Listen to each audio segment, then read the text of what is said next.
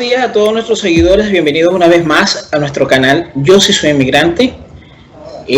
Tenemos con nosotros nuevamente a la licenciada Azalia Salazar, espero disfruten el programa. Es la segunda parte, ya tenemos la primera. Haciendo clic en esta esquina podrán ver la segunda parte, la primera parte del programa. Buenos días, Azalia, ¿cómo estás? Hola, buenos días, Alexander, muy bien. ¿Y tú cómo estás? Muy bien, muchas gracias. Contento de tenerte una vez más acá con nosotros, compartiendo este proyecto que me parece fenomenal, un trabajo rudo, un trabajo fuerte que estás llevando a cabo. Te felicito por eso. No sé cuántos trabajan contigo, no sé quién te está ayudando en este proceso, pero sé que es un trabajo fuerte, estoy seguro que sí. Bueno, la cámara es toda tuya. Muéstranos lo que tienes, muéstranos lo que has hecho, cuál es el estatus hoy en día a diferencia del primer programa, cómo está el proyecto, cuánto ha avanzado. Bien, bueno, Alexander, bien, primero saludos a todos las personas que te siguen y que, bueno, siguen este trabajo que también es admirable, el trabajo que haces, ¿sí? Bien, vamos a recordar un poquito, en el programa pasado, estuvimos hablando sobre los mecanismos de regularización en Colombia, ¿sí? Sin embargo, revisando ese material y, bueno, escuchando a la gente, siento como la necesidad de recoger el tema, pero desde un poquito más generalizado, ¿sí? Para luego irnos a lo más específico. Es decir, la gente, la verdad, realmente quiere saber cómo puede estar regular y que le demos así como que la llavecita para ya abrir esa puerta. Sin embargo, es importante que las personas conozcan sus derechos y también de forma muy importante sus deberes a nivel en cuanto a la protección internacional. Bien, entonces por eso, pues esta vez el tema es protección internacional. Excelente. En ese tema, antes que entremos en tu exposición, es importante aclararles a todos nuestros seguidores que inicialmente vas a mostrar toda la partitura de esos deberes y derechos que deberíamos tener a nivel mundial, o sea, en cualquier país, inicialmente, amén de aquellas normas y reglas que son establecidas ya de forma particular de cada país, para luego irte a la especificidad que sería Colombia, ¿correcto? Sí, particularmente pues el proyecto Migración Estratégica busca el foco principal, el foco que ha impulsado el proyecto es la situación y la realidad del migrante venezolano en Colombia. Sin embargo, pues las aspiraciones es poderse proyectar en otros países, donde principalmente los países que tienen mayor cantidad de migrantes venezolanos. Sí, bien, bueno, no sé si comenzamos con la... en esta oportunidad yo les preparé una presentación, un poco para que las personas puedan ir viendo y quien quiera tomar notita, pues pueda tomar notas y pueda conocer. Bien, desde el proyecto consideramos que es de suma importancia el conocimiento de la normativa internacional, del marco normativo internacional en cuanto a la protección de personas, de las personas, bueno, que cumplen con un perfil determinado, ¿sí? Ya eso lo vamos a ir analizando en el desarrollo de la presentación.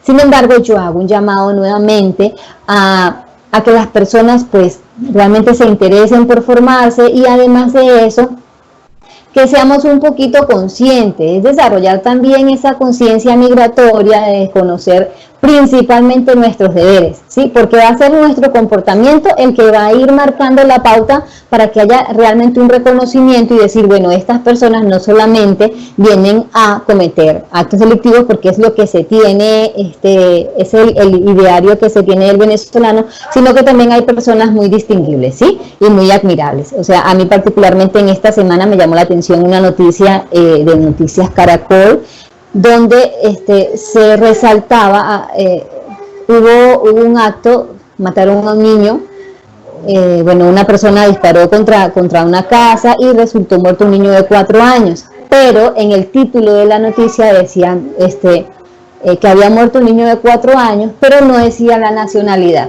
Entonces yo analizando, yo decía, me llama la atención que, por ejemplo, si fuera al contrario, o sea, si la persona que hubiera disparado hubiera sido venezolana, realmente el título comenzara con venezolano. Entonces, yo creo que desde los medios de comunicación también se debe hacer como que un poquito de pedagogía para el reconocimiento del migrante, pero de forma positiva, ¿sí? Entonces, pero todo va a partir del comportamiento del migrante. Entonces, vamos a conocer nuestros derechos, pero hago mucho hincapié en que desarrollemos nuestros deberes también, que también está de alguna manera definido por la normativa. ¿Bien? Entonces, comencemos. ¿Bien? Ok, entonces como ya dije anteriormente, vamos a hablar sobre la protección internacional, todo esto desde el proyecto Migración Estratégica. Bien, entonces, es importante que antes de hablar de protección internacional, intentemos o comencemos por la definición de lo que es la protección internacional. Y según Naciones Unidas, la protección internacional es la ayuda que se ofrece a una persona que está fuera de su país y no puede regresar porque allí su vida corre peligro. Es decir, su vida se encuentra en amenaza. Entonces, se puede decir que cuando un país o el país de origen ha probado ser incapaz o no mostrar su disposición de proteger los derechos básicos, los estados receptores son responsables de brindar protección. Está presentando ahí un problemita de audio. El audio se escucha nítido en algún momento y en otros se escucha bastante débil. Sí, okay. ¿Ahí se escucha bien? Perfecto. ¿Será la señal? Bueno, vamos a ver. ¿Hasta dónde se escuchó? No, de hecho se escuchó todo, pero solo que había cierta debilidad en algunos momentos del audio. Ok, entonces puedes decirte que cuando el país de origen de esta persona o este grupo de personas ha probado ser incapaz o no muestra su disposición de proteger los derechos básicos, los estados receptores son responsables de brindar protección a las personas en necesidad o con necesidad de protección internacional que se encuentren en su territorio.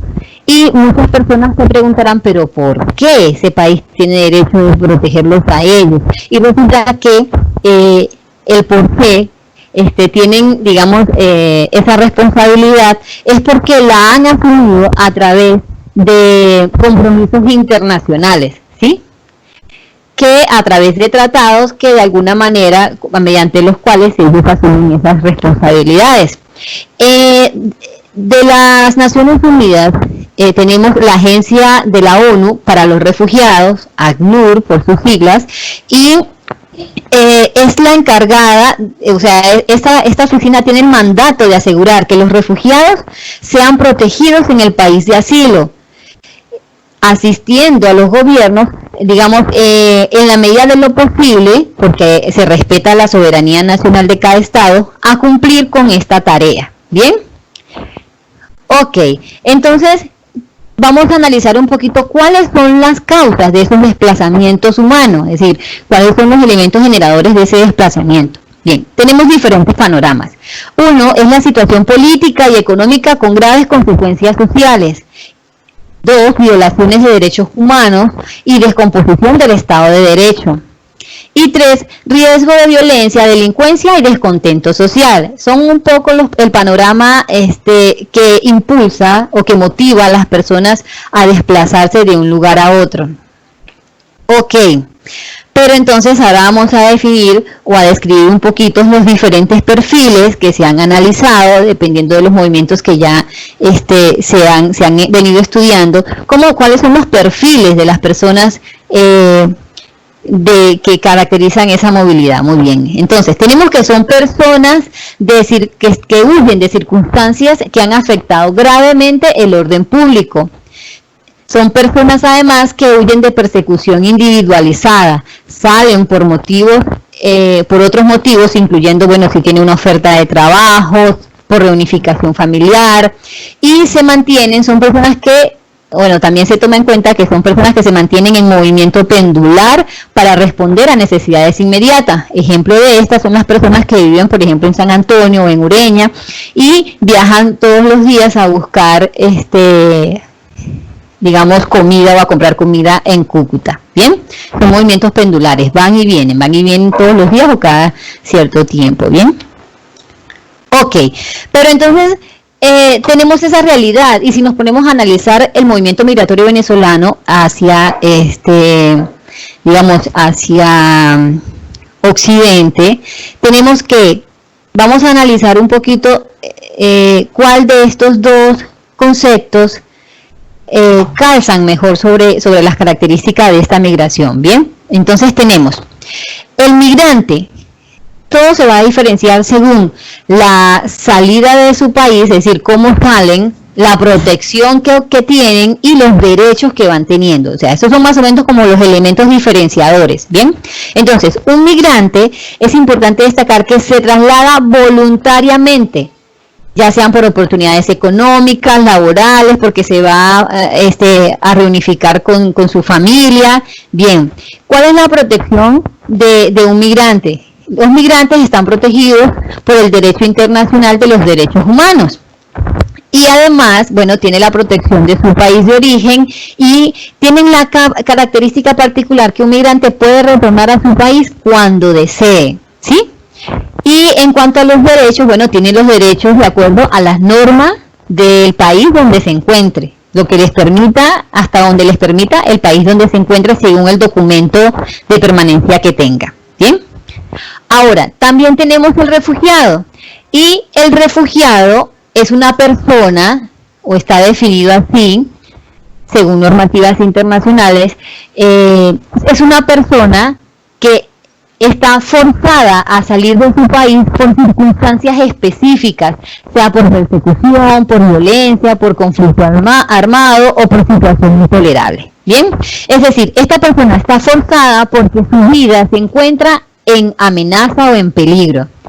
En cuanto a la protección de un refugiado, tenemos que los refugiados son protegidos por el derecho internacional de los derechos humanos, al igual que el migrante, pero con la particularidad de que un refugiado no puede regresar a su lugar de origen de forma segura y por consiguiente son titulares de protección específicas en virtud del derecho internacional. Entonces, a los refugiados lo ampara la protección internacional. Entonces, se asume que si una persona es forzada a salir porque su vida está en peligro, entonces, en consecuencia, la persona no puede regresar hasta que se den las condiciones, digamos, de protección que estén, bueno, eso es lo que llaman o lo que ellos definen como retorno voluntario, ¿sí? O sea, se tiene que dar la protección, la seguridad y la dignidad, son 3 elementos. Y en cuanto a derechos, el refugiado tiene derecho de solicitar y disfrutar de asilo, que es la protección internacional. Bien, entonces ahora, principios, vamos a hablar de los principios de protección internacional para los refugiados, ¿sí? Entonces, ¿cuáles son esos principios, digamos, que definen esa protección, que describen esa protección? Garantizar la admisión al país de asilo, es decir, si una persona, y esa es la discusión porque, bueno, está en discusión si la condición de refugiado es declarativa o es constitutiva, porque una persona que viene huyendo de su país y cruza la frontera y solicita la protección internacional, a esa persona no se le puede pedir ningún documento en caso que no lo tenga, ¿sí?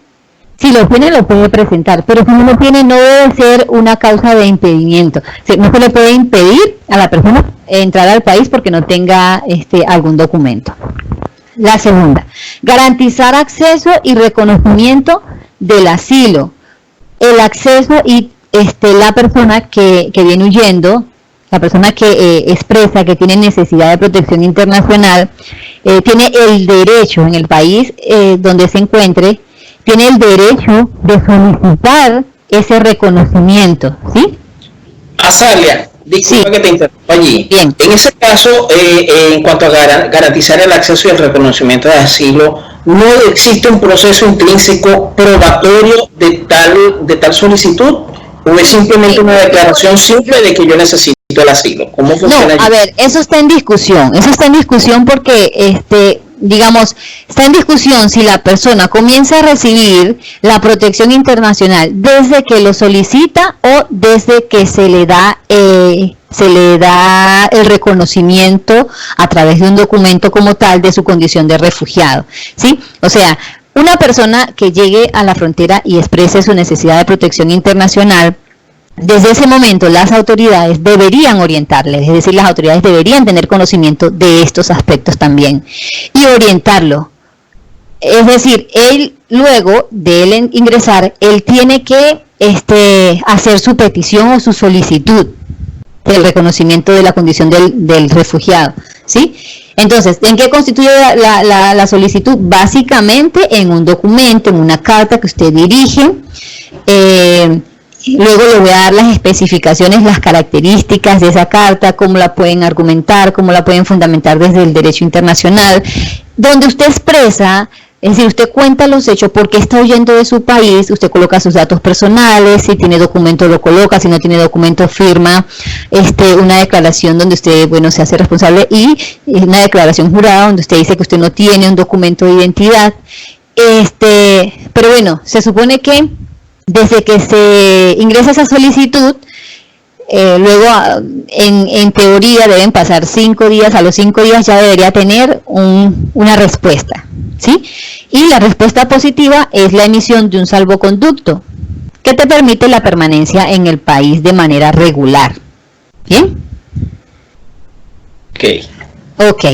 Ahora, otro de los principios es asegurar el respeto de todos los derechos fundamentales, y acá se destaca el derecho a la no devolución, es decir, mientras esa persona está en espera de su condición o de una respuesta a su solicitud, no se le puede devolver al país, porque se supone que la persona en su país de origen, esa persona está siendo amenazada, su vida se encuentra en peligro, o su libertad. Bien, y otro de los principios es lograr una solución duradera. Una solución duradera que puede ser una integración social bueno, si se arreglan las condiciones, si mejoran las condiciones, si se cumplen los principios de seguridad, dignidad y voluntariedad para el retorno, pues eso sería lo ideal. Esa sería como que la mejor solución duradera, que la persona vuelva a su país de origen. Bien, ok. Entonces, de los perfiles que ya describí anteriormente, ¿cuáles? Es decir, de las personas que huyen de circunstancias que han afectado gravemente el orden público, de las que huyen de una persecución individualizada, de las que salen por motivos, por otros motivos, incluyendo reunificación familiar, de las que se mantienen en movimiento pendular para responder a esas necesidades inmediatas, ¿cuáles de estas cumplen de alguna manera con la definición de refugiado? Y acá tenemos que, particularmente según la Declaración de Cartagena de 1984 y según la Convención del Estatuto de los Refugiados de 1951, las personas que están huyendo de circunstancias que han afectado gravemente el orden público y las que huyen de persecución individualizada son personas que entran dentro de la definición de lo que es un refugiado. Bien, entonces ya más adelante vamos a analizar, de acuerdo a la situación de la migración venezolana, si la podemos considerar parte de una población que está demandando, es decir, de una población que está con necesidad de protección internacional. Bien, ok. También tenemos otros principios como la no sanción por ingreso ilegal, es decir, una persona que solicite el reconocimiento de la protección de la condición de refugiado, que ingrese al país sin documentos, no puede ser sancionada por ingresar ilegal o irregularmente, ¿sí? Siempre y cuando solicite la protección internacional. Ahora bien, y permíteme la pregunta. Sí. Yo creo que se presenta una situación de ambigüedad, por lo menos de mi punto de vista, ¿no? Sí. Tenemos países donde casos como Curazao, Estados Unidos, incluso Trinidad y Tobago, ingresas de alguna forma sin documentación. Okay. Y solicitas la protección como refugiado. Por lo menos en el caso de Trinidad y Tobago, Han existido situaciones donde directamente migración detiene a la persona, aún cuando está solicitando la protección como refugiado. ¿Tienes algún conocimiento de a qué se debe eso o existe algún tipo de violación de alguno de estos derechos? Pues digamos con exactitud no te tengo una respuesta en cuanto a esa situación en Curazao particularmente. Sin embargo, lo que sí te puedo decir es que según los principios de protección internacional, una persona no se debe sancionar por un ingreso ilegal si solicita la protección internacional y además la justifica, ¿sí? Porque no es solamente yo me vine y voy a pedirla, solamente me voy a pedir protección internacional, y porque recordemos que eso lleva una carta donde tú declaras, donde tú expones los hechos, y esa carta es posteriormente analizada por un equipo de Cancillería, o sea, eso lleva sus pasos. Y incluso lleva hasta una entrevista, la persona la llaman para ser entrevistada y ellos comprueban si la persona realmente cumple con las características de una persona con necesidad de protección internacional. Bien, ¿qué es lo que pasa hoy en día con la migración venezolana? Que la situación de Venezuela no es un secreto para nadie, es decir, es una situación que a pesar de que no se haya reconocido internacionalmente por muchos países, es una situación que apremia y que realmente yo me cuestiono mucho, y es parte, digamos, de lo que quiero tocar más adelante.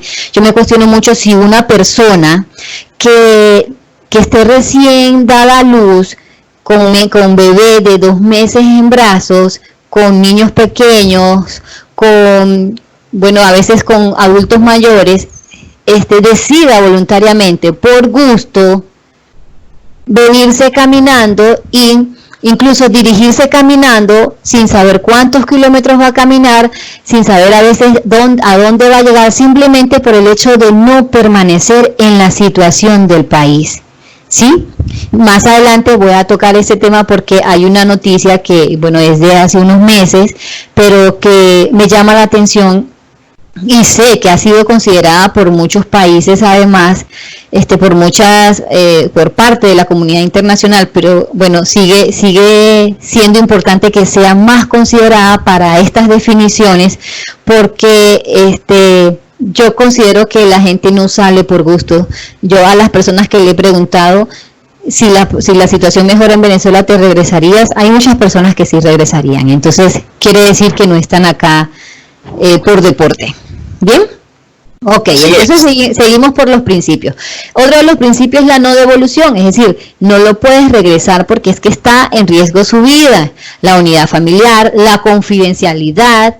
Es decir, ellos no pueden colocar en público las declaraciones que le dé la persona, la no discriminación y el acceso a procedimiento administrativo. Se le debe respetar el proceso. Es decir, a esa persona, si la detienen antes de que esa persona pueda solicitar la ayuda, antes de que esa persona pueda argumentar por qué está allí y por qué está allí sin documento, o sea, yo considero que no es adecuado. O sea, habría que evaluarlo, ¿sí?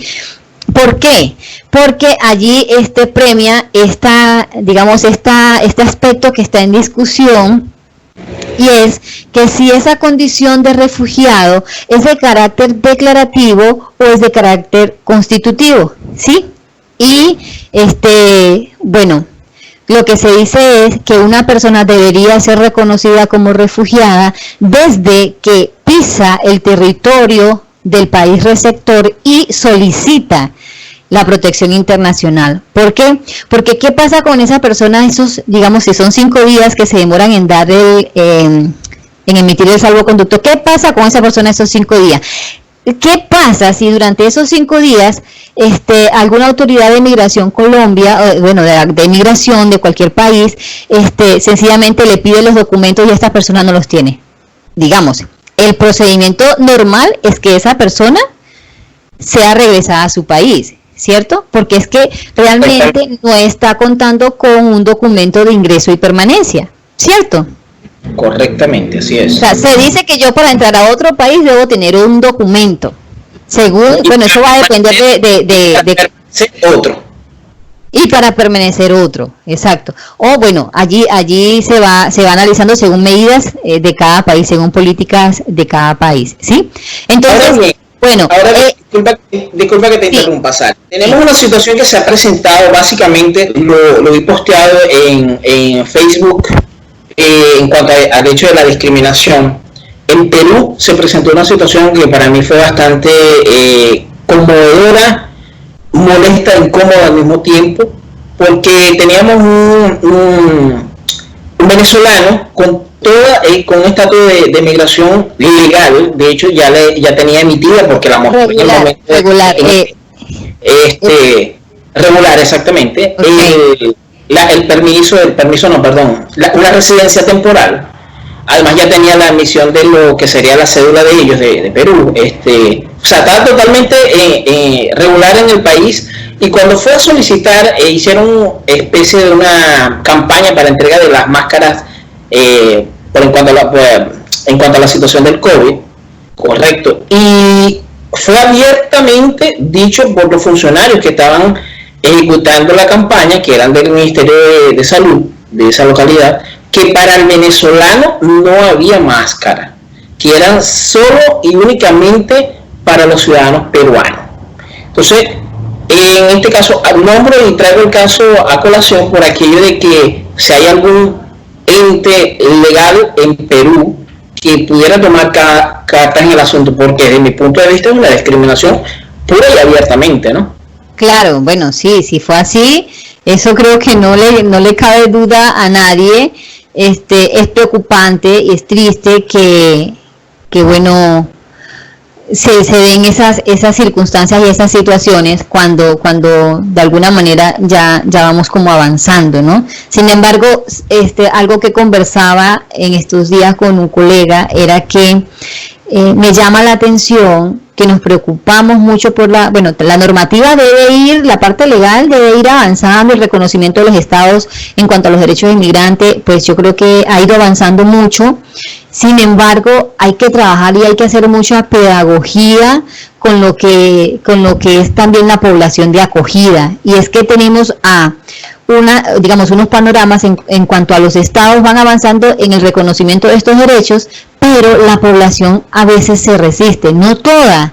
Sin embargo, pues se evidencia, porque además se han mostrado por los medios de comunicaciones, se han manifestado situaciones de xenofobia, de discriminación, y yo creo que es algo que se debe tomar en cuenta, y estoy completamente segura que vamos a ir avanzando poco a poco en esto. O sea, es uno de los retos que parte, y me llama la atención con lo que me cuentas, digamos, que una autoridad como es la policía, pues haga eso. Es triste, y es triste porque, digamos, son ellos los que marcan la pauta también, ¿no?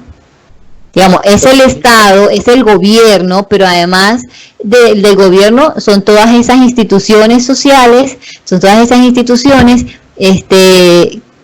públicas que de alguna manera deben, a través de sus procedimientos, a través de sus actos, a través del día a día, crear esa pedagogía del reconocimiento también del migrante, pero más allá que verlo como migrante, porque esa palabra es así como dura por todo lo que recoge, por todo lo que conlleva, verlo más bien como una persona. O sea, es una persona que también tiene el derecho a la salud, ¿sí? Entonces es una tarea que tenemos pendiente. El detalle ha sido ese, ¿no? El detalle de que para nadie es un secreto que la migración venezolana pasó a ser un fenómeno social. Realmente ha pasado a ser un fenómeno social, porque la connotación de inmigrante cambió totalmente con esta situación Venezuela, ¿okay? Sí. Entonces se le colocó, inicialmente cabe destacar que se le colocó una etiqueta.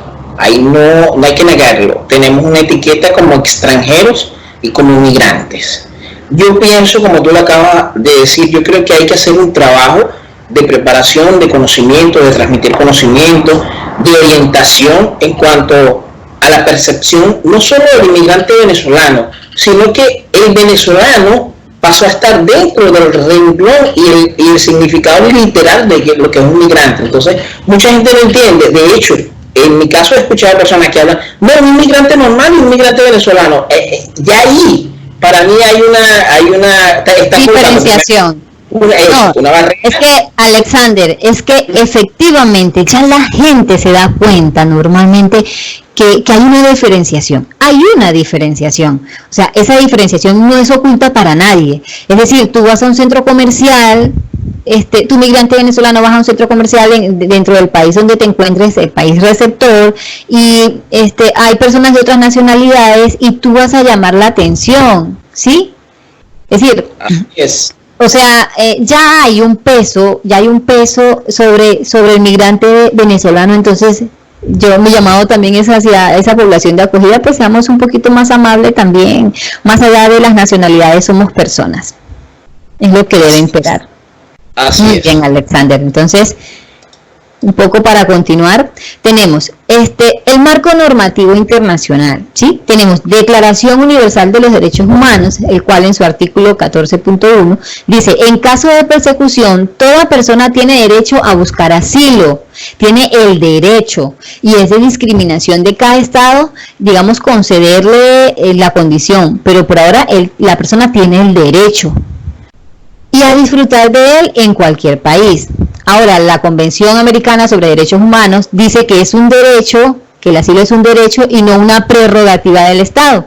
En su artículo 22 dice: toda persona tiene el derecho de buscar y recibir asilo en territorio extranjero, en caso de persecución por delitos políticos o comunes con nexos con los políticos y de acuerdo con la legislación de cada Estado y los convenios internacionales. Así, pareciera que los refugiados fueran solo perseguidos políticos, pero bueno, ya hemos analizado que no es así, ¿bien?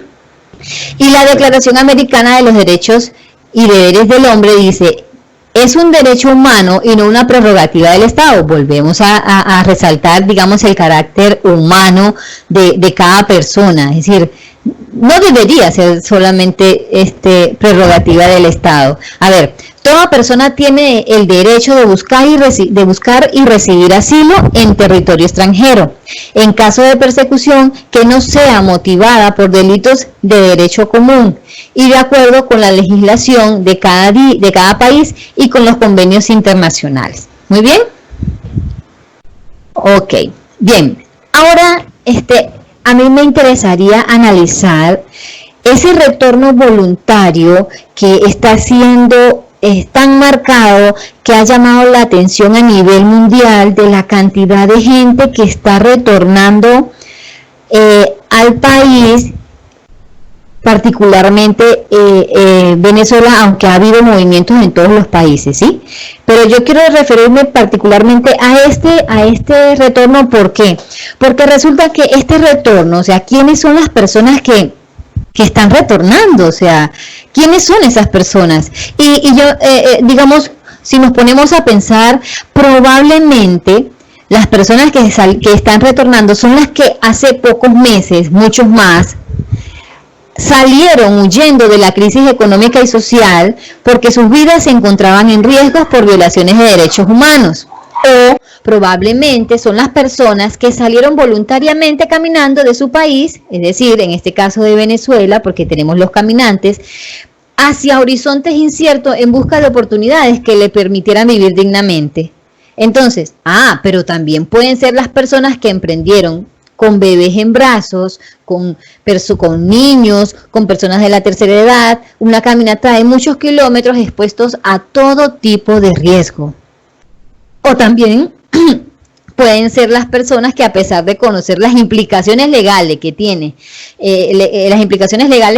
estar de manera irregular, vulgarmente indocumentado, sin papeles, en otro país, a pesar de conocer esto, las personas se arriesgan o se arriesgaron a pasar la frontera e incluso a dirigirse hacia el interior del país. Entonces mi pregunta es: ¿acaso migrar bajo esas condiciones es un acto de valentía o un acto de necesidad?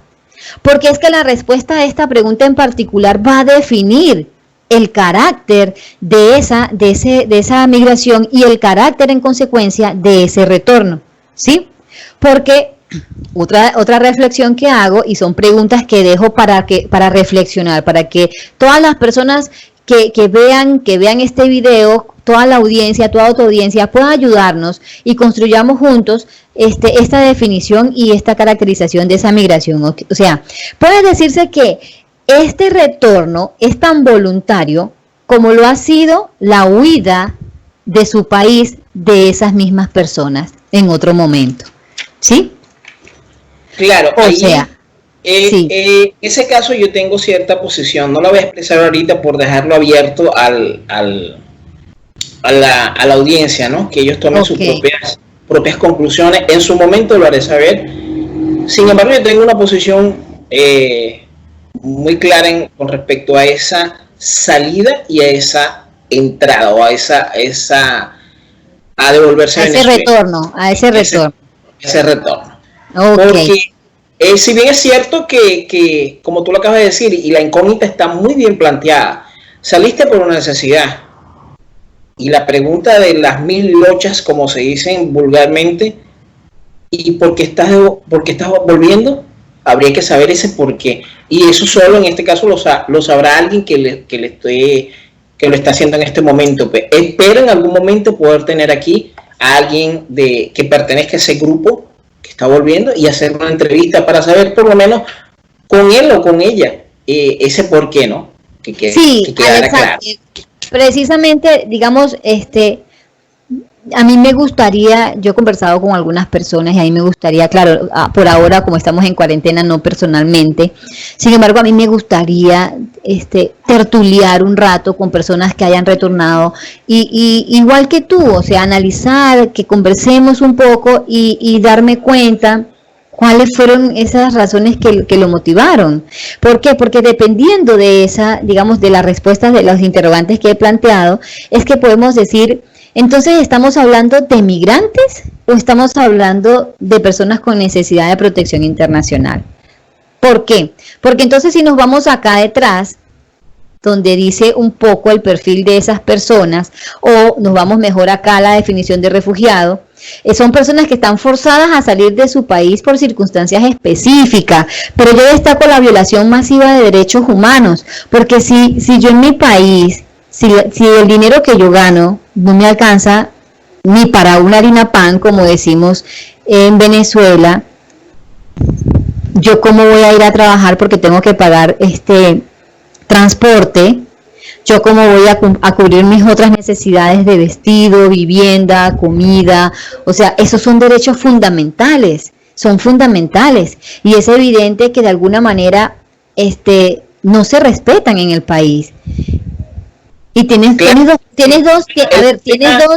opciones, Alexander, desde mi punto de vista tienen dos opciones, o sea, o te reinventas de una manera, no sé cómo decirlo, porque es que no todo el mundo tiene la capacidad económica para crear su propio negocio, o simplemente de alguna manera la presión social te invita, te empuja a los actos delictivos, o sea, ¿sí me explico? Entonces la pregunta es, estas personas, porque cuando le preguntas a las personas, ¿por qué saliste? Es que yo no quiero que mi hijo viva esa situación que estamos viviendo allá, yo quiero que mi hijo pueda tener comida, yo quiero brindarle un panorama diferente a mi hijo, yo quiero que mi hijo vaya a estudiar tranquilo, yo quiero que mi hijo pueda soñar, pueda realizarse, pueda estudiar. Y la pregunta es, cuando las personas dicen esto, ¿es porque esto mismo lo pueden encontrar en Venezuela?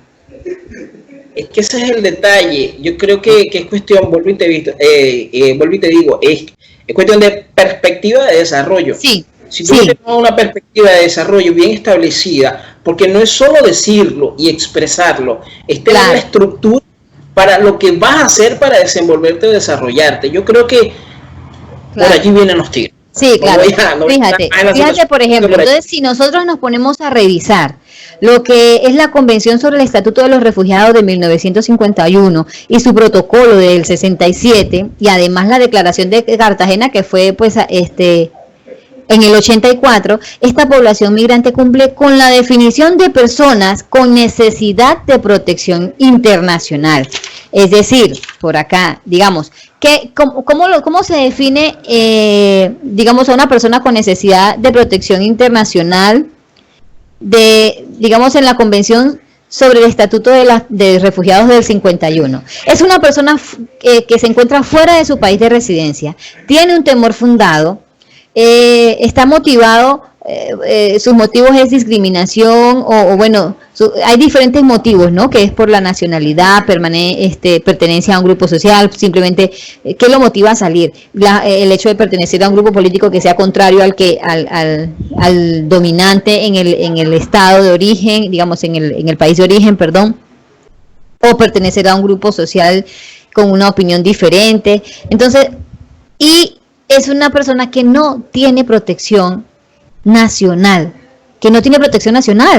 Eso se define digamos, en el Estatuto de los Refugiados. Y mi pregunta es, una persona, un niño, donde no se le garantice el derecho a la alimentación, al vestido, a la vivienda, y todo esto digno, ¿no? Todo esto digno, respetando su dignidad, a la salud. Estos niños, yo por nombrar algunos, estos niños tienen la protección de su país, tienen la protección del Estado, digamos, de la protección nacional. Entonces, ¿qué es lo que yo veo en esta situación? Bueno, voy a definirte a decirte, digamos, las consideraciones que tiene la Declaración de Cartagena, que es la del 84. Una persona con necesidad de protección nacional es una persona que está fuera del país de nacionalidad, coincide con la anterior, y tiene amenaza en cuanto a su vida, a su libertad y a su seguridad. Además, digamos, las motivaciones que tiene son violencia generalizada en su país de origen, ¿no? Agresión extranjera, conflictos internos, violación masiva de derechos humanos y otras alteraciones del orden público. Entonces, estas personas cuando huyen, ¿será que este migrante venezolano cumple con este perfil? Bueno, yo lo dejo también a discusión y a consideraciones de la comunidad internacional y de todas las personas que están trabajando por este mismo motivo, ¿bien?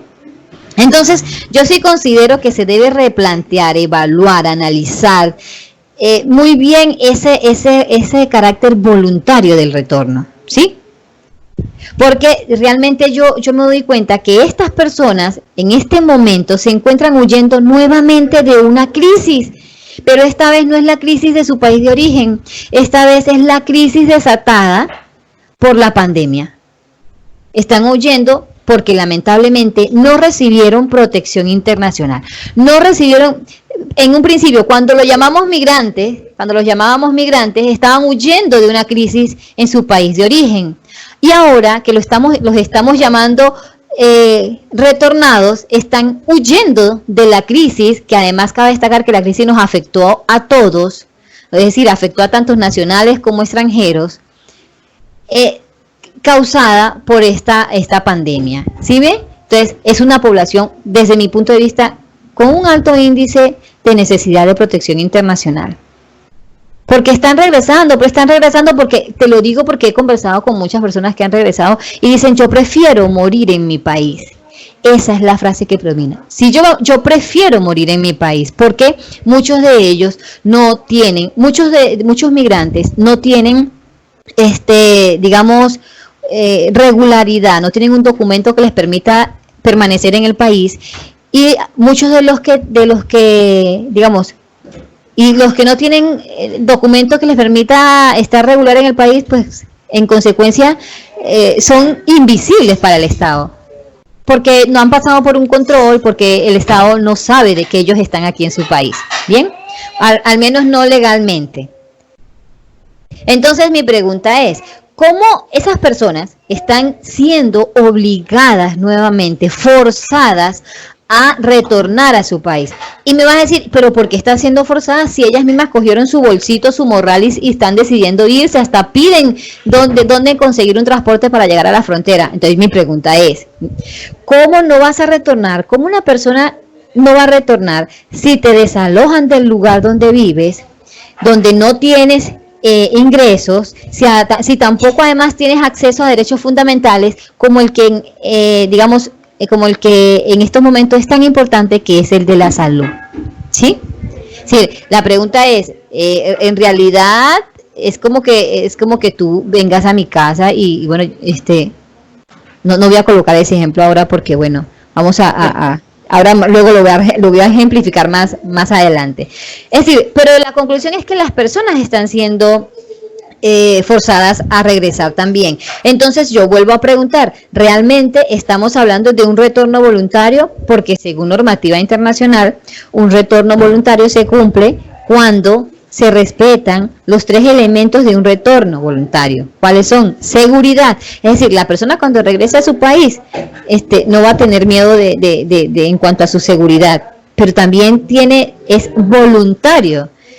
Y por último, el último elemento es la dignidad. ¿Qué pasa, Alexander? Y yo digo, me importa mucho porque yo digo, ¿qué pasa, digamos, con personas que eran perseguidas y que de alguna manera eran perseguidas, entre comillas? A ver, voy a colocar un ejemplo, me voy a meter, digamos, en un lugar delicado. ¿Y qué pasa con los militares que salieron de su país y que yo he escuchado que, digamos, al regresar a Venezuela los están identificando nuevamente? ¿Qué pasa con esas personas? ¿Será que la vida de esas personas está segura? Yo lo dejo abierto, incluso invito a que pueda comprobarse esa situación. ¿Bien? Para nada, okay. Para nada. Yo me atrevo a pensar que para nada. Nos quedan 10 minutos de programa. Sí, Alexander, yo quiero tocar un temita y lo voy a tocar súper rápido porque, bueno, es parte de esta situación, y es porque acá, digamos, el 28 de mayo del 2020, recientemente, el mes pasado, salió una resolución, la resolución 1268, pues del 28 de mayo. ¿Y qué es lo que hace esta regulación? Establece el mecanismo para el retorno voluntario de los migrantes venezolanos. Y me llama la atención 3 aspectos porque de alguna manera se refiere a situaciones de personas que se encuentran en necesidad de protección internacional o que se encuentran bajo la protección internacional. Bien, ¿cuáles son esos aspectos? Vamos a ver, primero voy a tocar el tema que le interesa a todo el mundo, y es que hay personas que dicen, bueno, si yo quiero regresar, no importa nada, yo quiero regresarme a mi país, ¿cómo puedo hacer? Bueno, según este protocolo que deben implementar los alcaldes y los gobernadores, la persona que quiera retornar debe expresarlo ante autoridades locales. La autoridad local hace un listado. Posteriormente, estas personas pasan a ser evaluadas por la Secretaría de Salud, ya sea del municipio o del departamento, para descartar síntomas del coronavirus, ¿sí?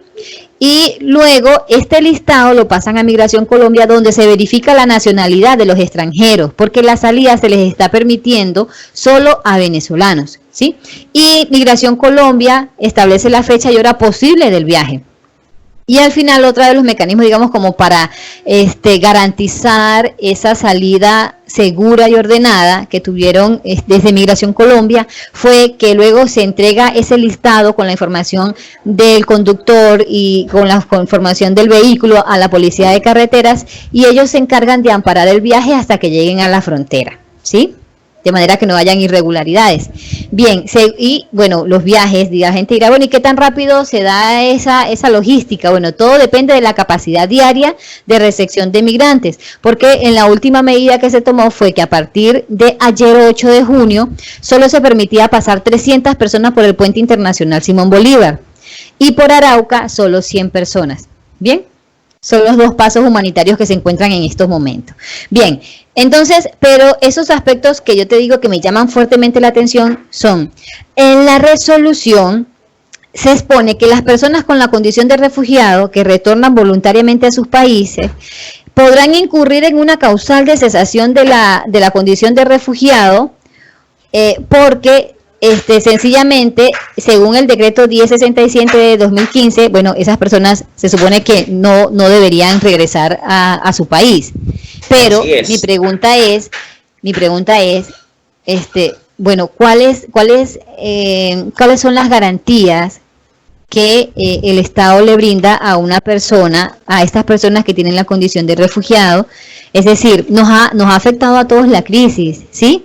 Sin embargo, yo no sé, además me interesa socializarlo, si alguna persona que tenga la condición de refugiado ha recibido alguna asistencia social de parte del Estado. Bien, igualmente me llama la atención porque también los solicitantes del reconocimiento de la condición de refugiados que voluntariamente retornen a su país, digamos, por todo este movimiento migratorio, podrían incurrir en una causal de rechazo de la solicitud, porque efectivamente, según digamos, como por decir la normativa del solicitante, ese derecho es para la persona que se encuentre en el país receptor. Bien, se supone que si tú regresaste es porque ya no necesitas la protección internacional. Automáticamente pierdes la potestad. Automáticamente, es decir, esa información de tu salida pasa a Migración Colombia y Migración Colombia se la pasa al Ministerio de Relaciones Exteriores y allí queda suspendido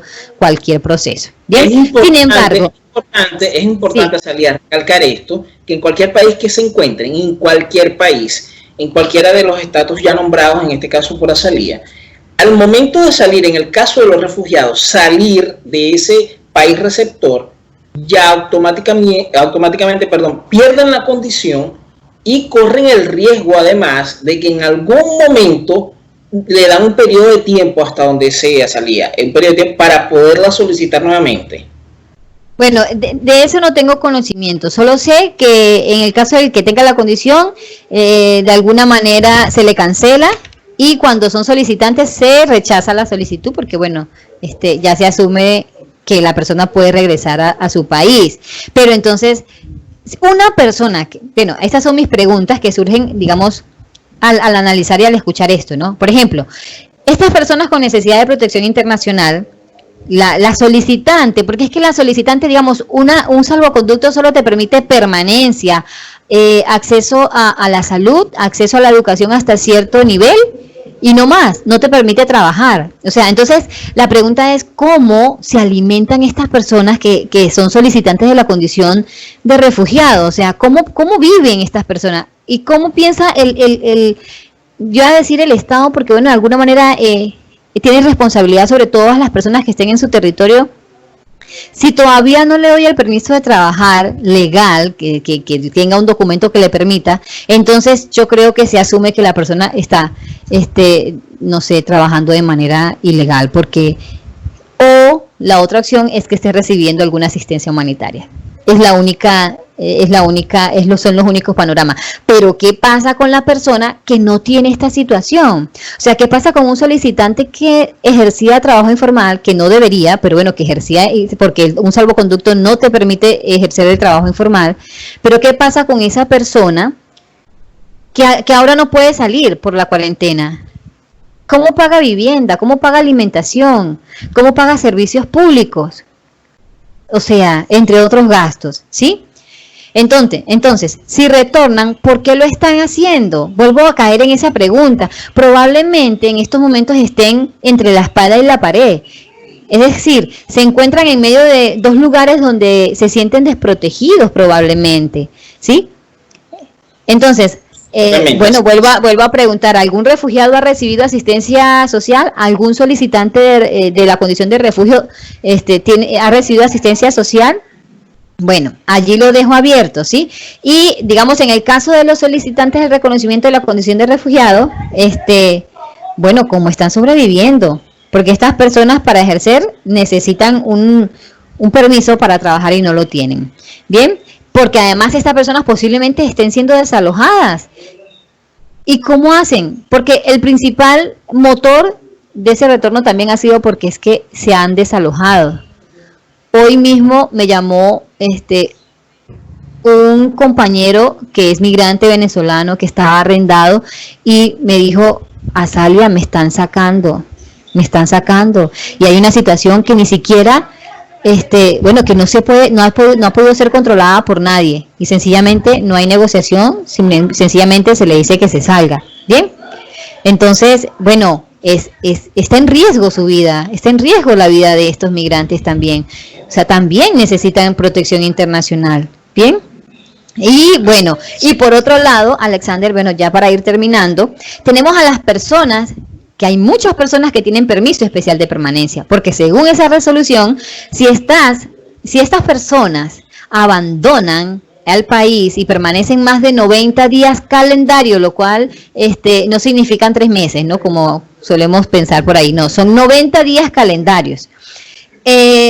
Fuera de Colombia, permanecen fuera de Colombia, también se les cancelará el permiso, según la resolución de 5797 del 2017. Y está bien, ¿sí? Eso está bien porque eso ya estaba advertido en esa resolución.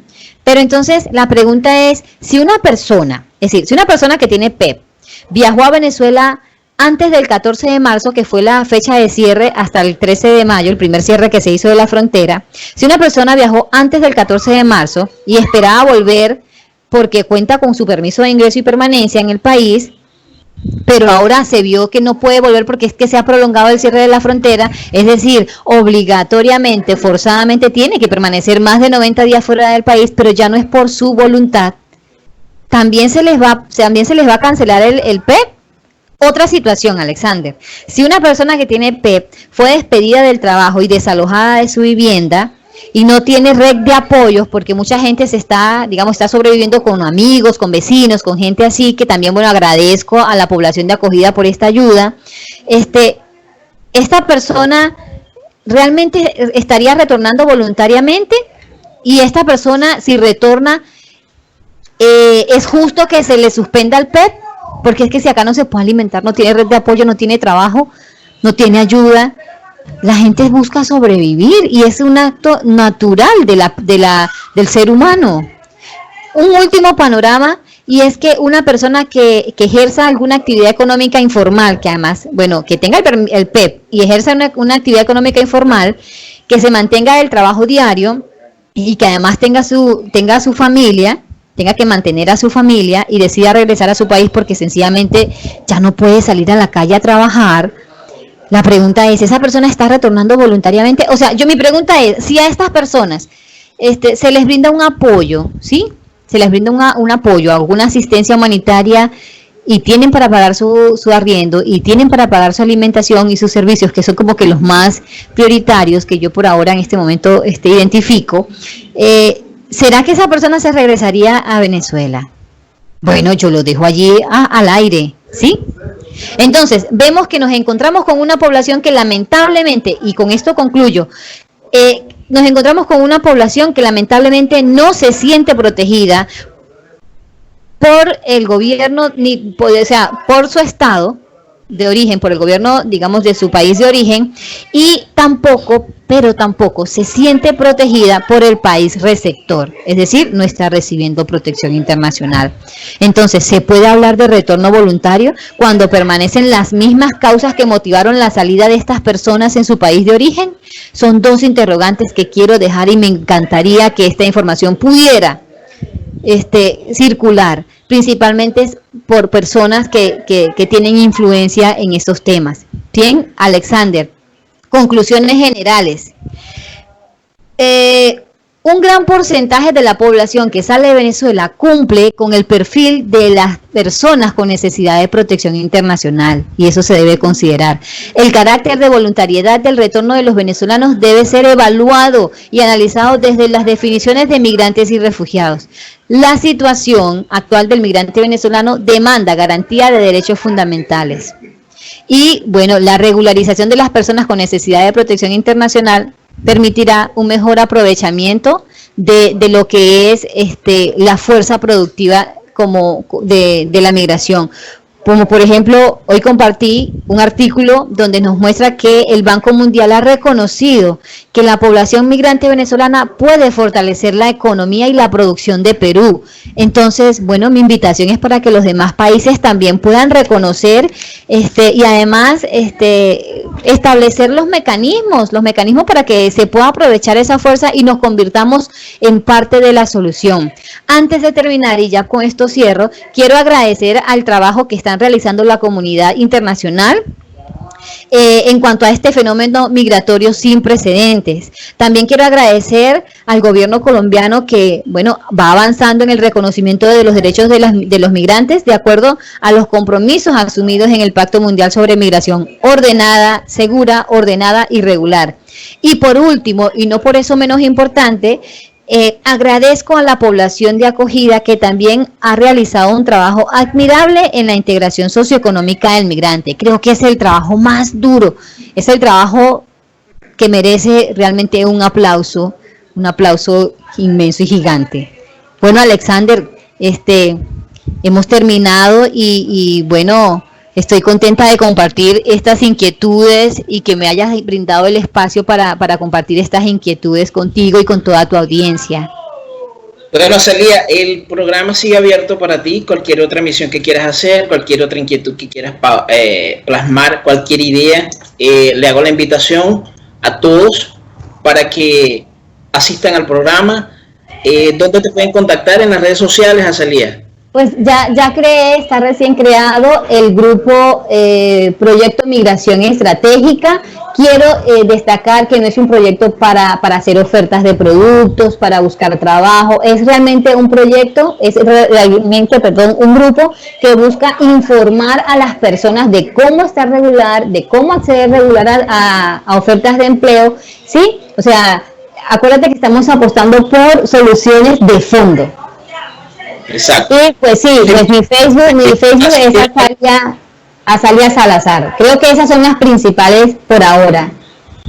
De todas maneras, vamos a dejar aquí debajo en la descripción del video, vamos a dejar los enlaces para que conecten directamente al proyecto o al espacio de Facebook del proyecto, así como también estamos dejando mis redes sociales, por allí también pueden contactar y con gusto los redirijo con Azalía, con todo el cariño y el amor del mundo. Seguimos trabajando en pro del venezolano, seguimos haciendo cosas buenas por y para nosotros. Esperemos recibir de todos ustedes la mayor ayuda posible. Alexander, nuestros videos, dígame, Azalía. Alexander, aprovecho a decir pues que en las próximas semanas va a salir un formulario que voy a compartir sobre un censo de profesionales en Colombia, porque es uno de los focos de trabajo del proyecto. Entonces las personas, la invitación es para que todo el profesional que esté en Colombia pueda llenar el formulario y compartirlo con otros compañeros, de manera que podamos tener un fundamento estadístico para posibles soluciones y que también puedan aportar en esas soluciones. Excelente. En su momento también estaremos apoyando y estaremos compartiendo ese formulario y hacerlo llegar de la mejor manera posible y a la mayor cantidad de personas, de inmigrantes venezolanos, en el caso Colombia. ¿Okay? Por ahora solo Colombia. Una vez más, gracias, Azalía, por acompañarnos. Gracias. Si les quiere un mundo, seguimos aquí. Una vez más te dejo las puertas abiertas de nuestro programa. Estaremos trabajando fuertemente en este pedacito de cielo. Muchísimas gracias, Alexander, por tu invitación, muchísimas gracias por tu iniciativa y el apoyo a toda la causa. Seguro que sí. Que tengan buen día. Suerte.